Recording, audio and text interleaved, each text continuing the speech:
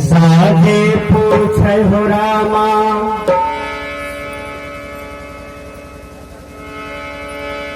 सुनो भाई काया रे और कीजिए हमरा से तो है रात में प्रीत रे हम हूँ जय जय बर काया स्वामी के नगरिया पाहु जरिए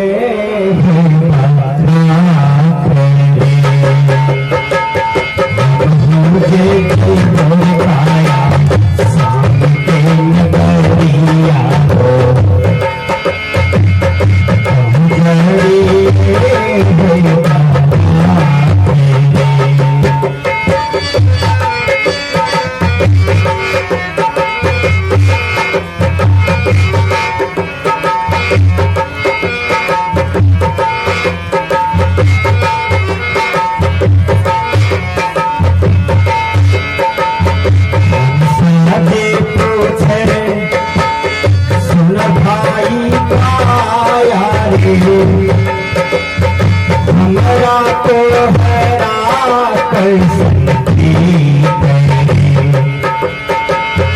हम स्वामी के नगरिया गया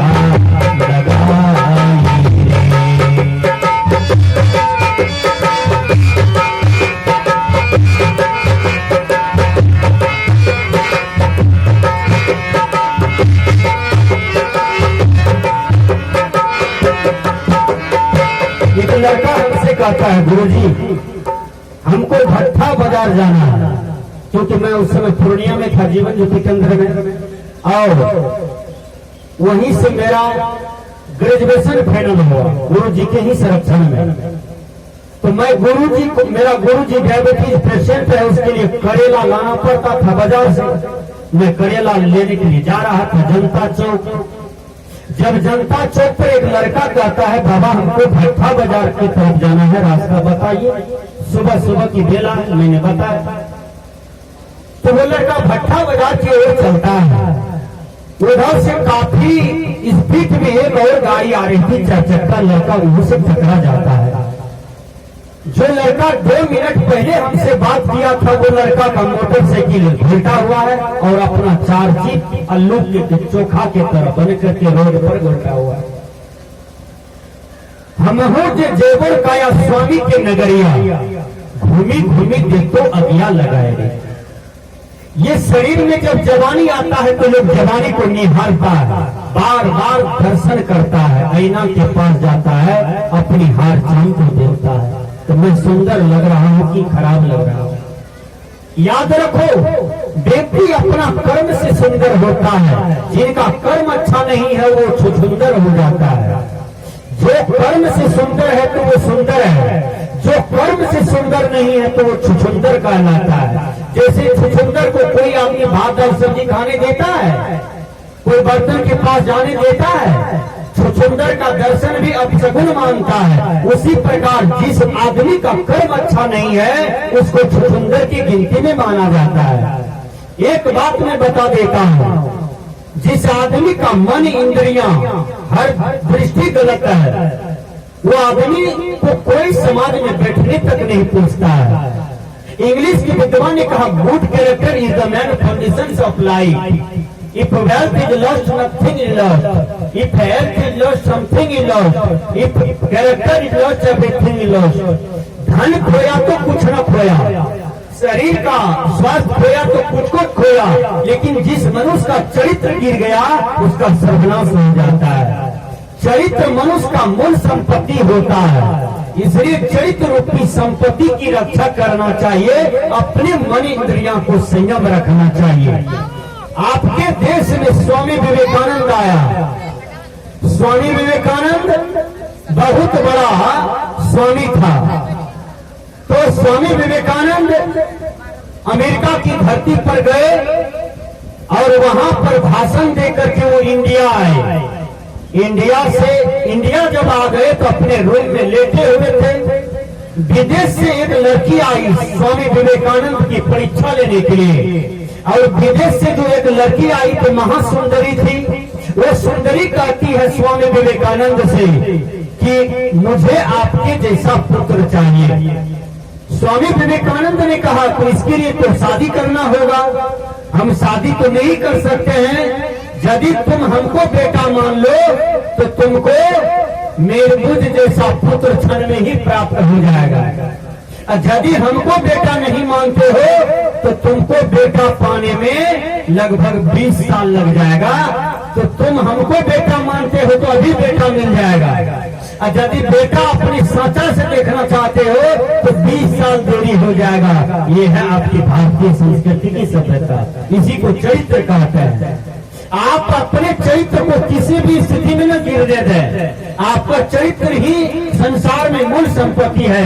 इसलिए संत महापुरुष कहते हैं कि जिंदगी का कोई ठिकाना नहीं है, अपने चरित्र को सजा के रखो। तुम मर भी जाओगे, दुनिया से चले भी जाओगे, तुम्हारे चरित्र को याद करेगा ये गांव के लोग, और जयंती मनाएगी, तुम्हारे स्मारक के पास फूल चढ़ाएंगे और रोएगा, कहेगा फलमा आदमी समाज का भगवान था, वो चला गया, आज उन्हीं के याद में हम लोग फूल चढ़ाते हैं। ये चरित्र का सबसे बड़ी खूबी है। इसलिए गुरुवर कबीर कहते हैं हम खाया स्वामी के नगरिया,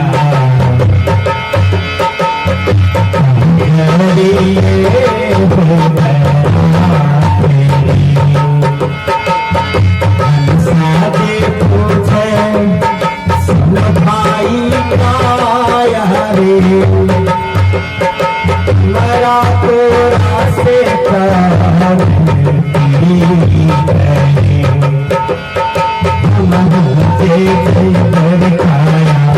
स्वामी के नगरिया हो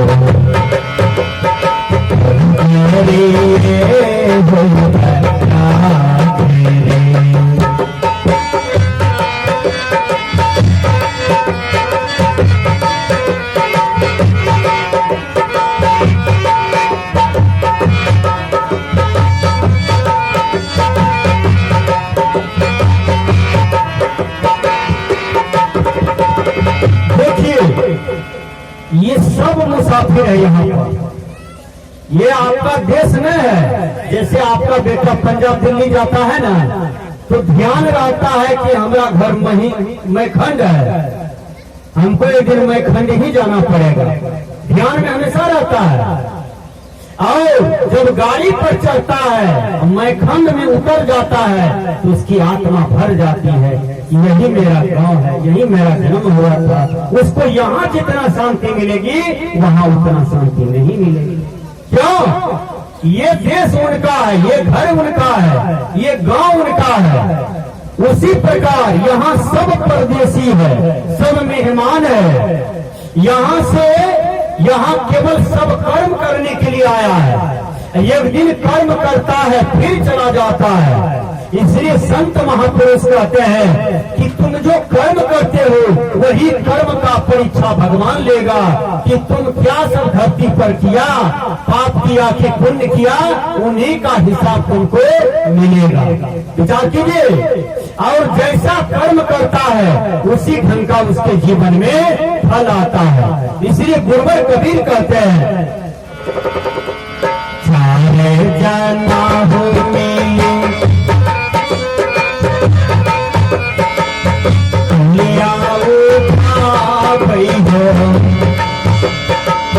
ऊपर से चादरी सारे जाना हो मिले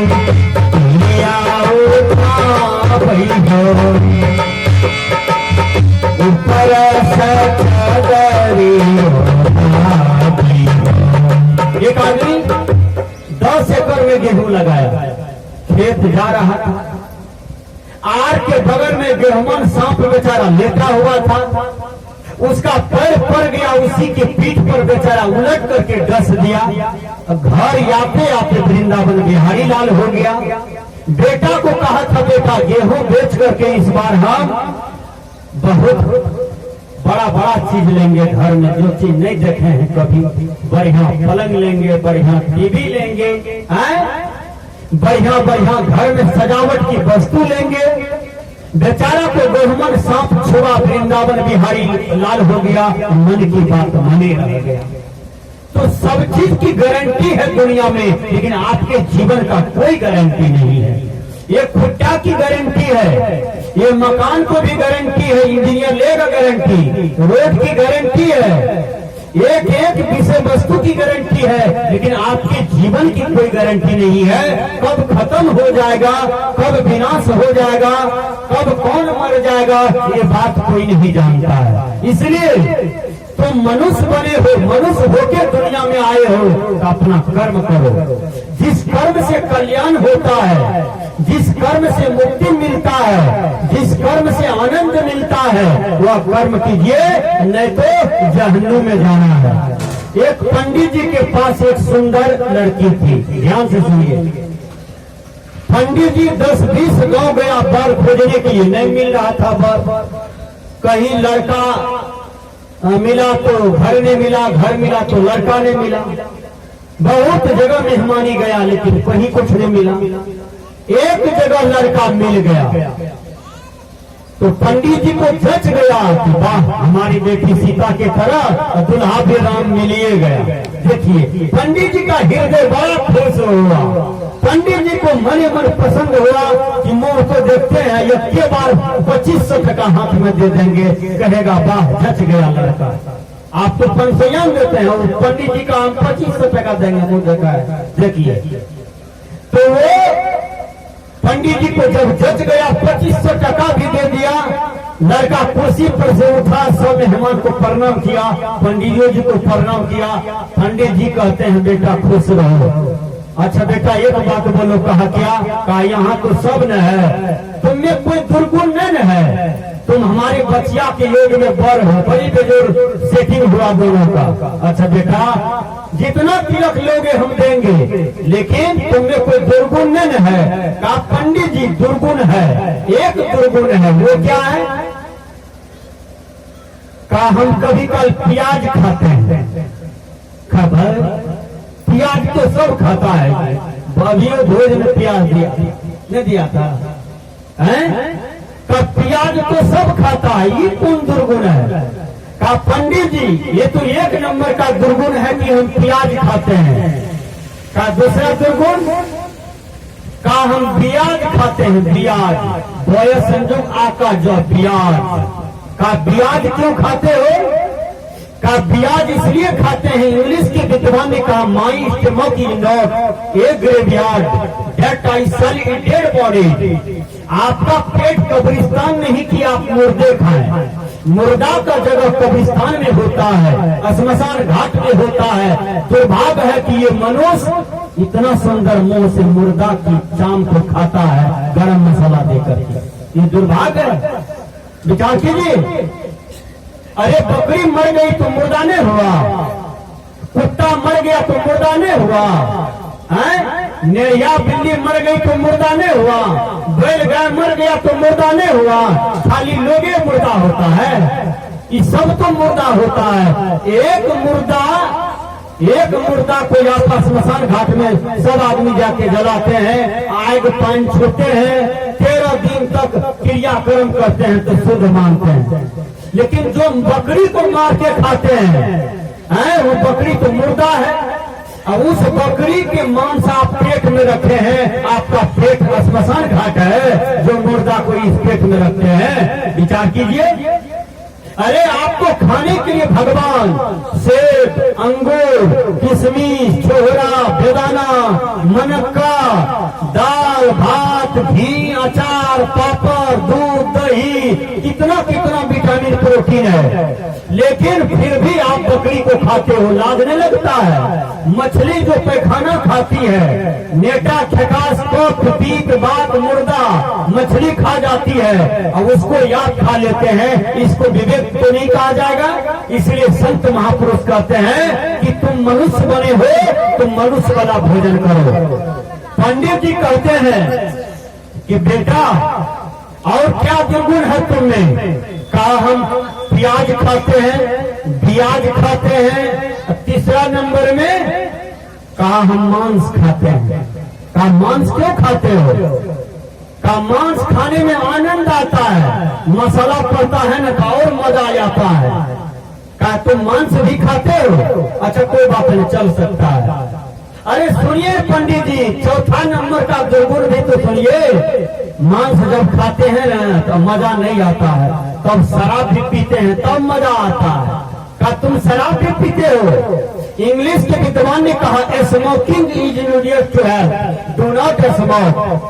जो बीड़ी बनाया, बीड़ी बनाने वाले डिब्बे पर लिख दिया कि धूम्रपान स्वास्थ्य के लिए हानिकारक होता है।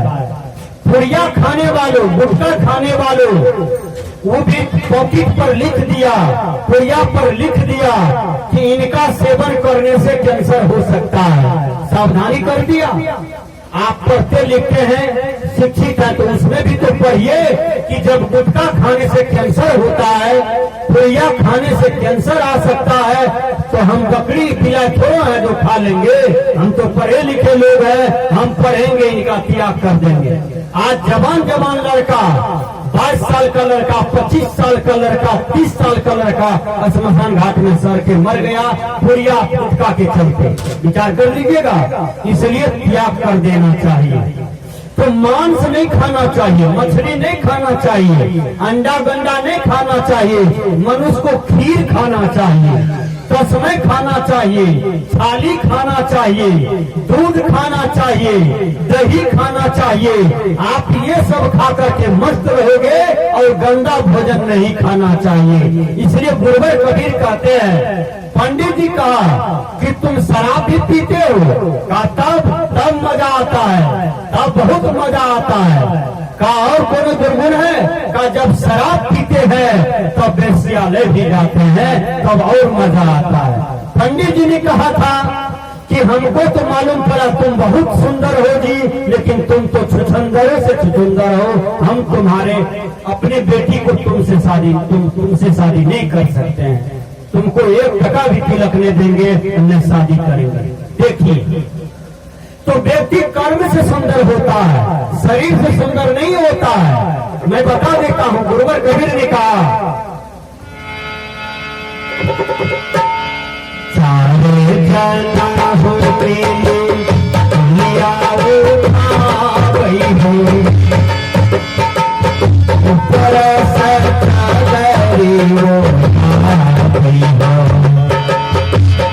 मैया दुनिया हो रामा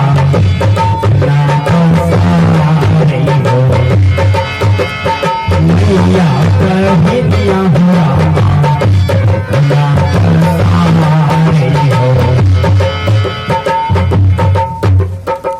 जब कोई संसार से विदाई लेने लगता है, दम आता है जाता है, उस समय का दुरुस्त देखिएगा, बहुत उदासा रहता है।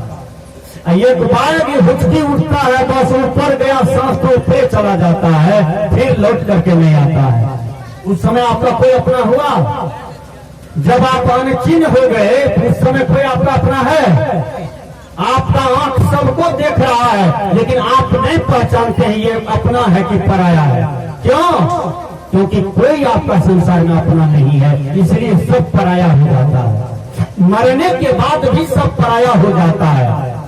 पराया कैसे नहीं होता है? कोई भी आदमी को आज तक देखे हैं मुर्दा से प्यार करते हुए? इस मुर्दा को 5 साल रखेंगे, किसी को देखे हैं? नहीं। मुर्दा हुआ कि तुरंत गए, नफरत शुरू, हटाओ, भूख लगी है, बच्चा रो रहा है, हटाओ।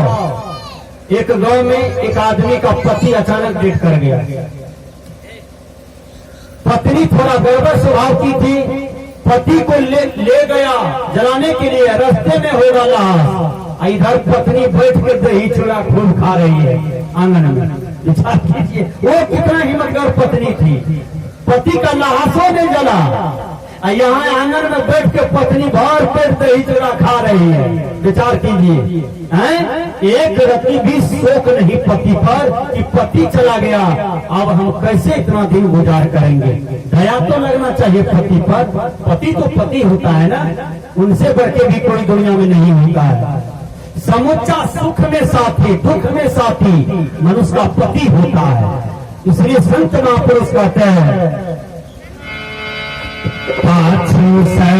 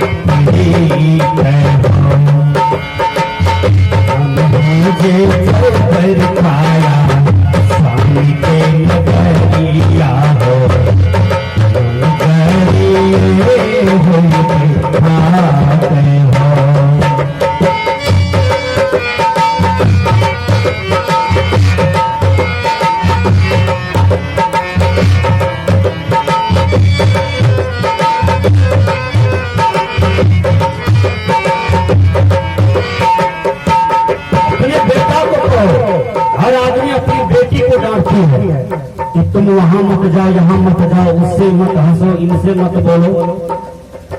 तुम किनसे फोन पर बात करती थी? बिल्कुल मैं खुश हूँ। आप अपनी बेटी को डांटती हो, बेटी को ठीक से घर में रख करके लक्ष्मी बना करके, सही लक्ष्मी बना करके एक नर का हाथ पकड़ा दिया। बहुत सुंदर माँ बाप का व्यवहार है। बेटा को क्यों नहीं कहते हो कि कहाँ कहाँ रहते हो दिन भर? एक बार पूछते हैं बेटा को।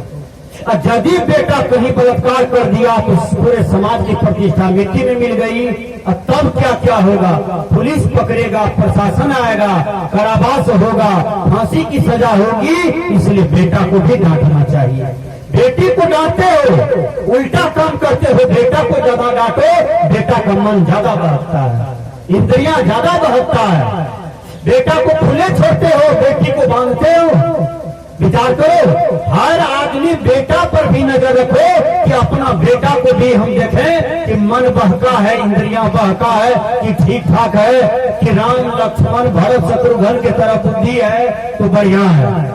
यदि आपका बेटा गजपिया की संगति करता है, शराबी दरपिया की संगति करता है, तो समझिए कि आपके परिवार में दोष लगेगा। कभी याद कर लीजिए, उसका चरित्र बिगड़ेगा, उसका बुद्धि बिगड़ेगा। जब बुद्धि बिगड़ेगा तो वह कोई भी कुकर्म करने के लिए तैयार हो जाएगा। विचार कर लीजिए। इसलिए गलत संगति में मत जाइए, गलत संगति से बचिए, ठीक से पढ़िए।